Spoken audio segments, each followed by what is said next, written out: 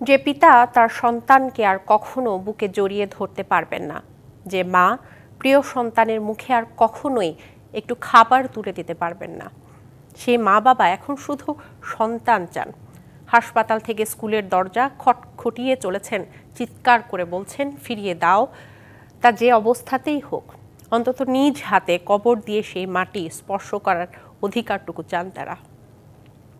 আমার বাচ্চাটা একটু ব্যতিক্রম, ও খুব সুন্দর ফুটফুটে চেহারা।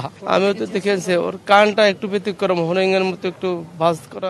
অঙ্গার দেহাবশেষের কানের আকার দেখে বাবা শাহাবুল তার আদরের ধনকে চিনতে পারছেন। হ্যাঁ, এই তো রাইসা। কিন্তু শুধু অনুভূতিতে যে মিলছে না সন্তানকে, কারণ আরেক বাবারও দাবি এটি তার সন্তানের। তাই সমাধান খুঁজতে হবে ডিএনএ টেস্টে, যার জন্য সময় লাগবে 7 দিন।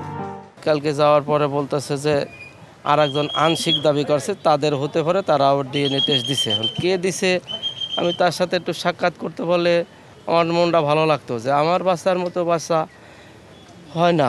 শিয়া বাটার ও ভিটামিন ই সমৃদ্ধ লিলি হালাল বিউটি সোপ, তারুণ্যময় উজ্জ্বল ত্বকের জন্য। আমার বাচ্চাটা একটু ব্যতিক্রম। এই 7টা দিন তো 7 যুগের সমান।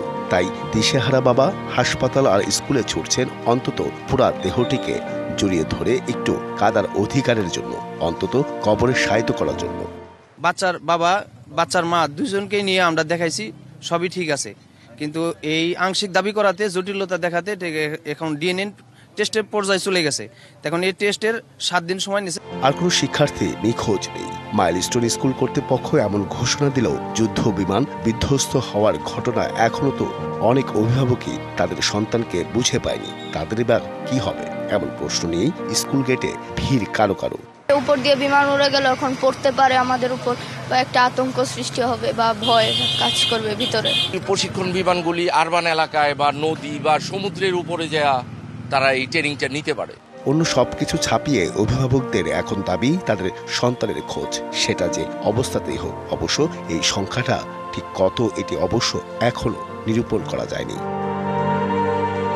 Ariful Islam, DBC news, Dhaka.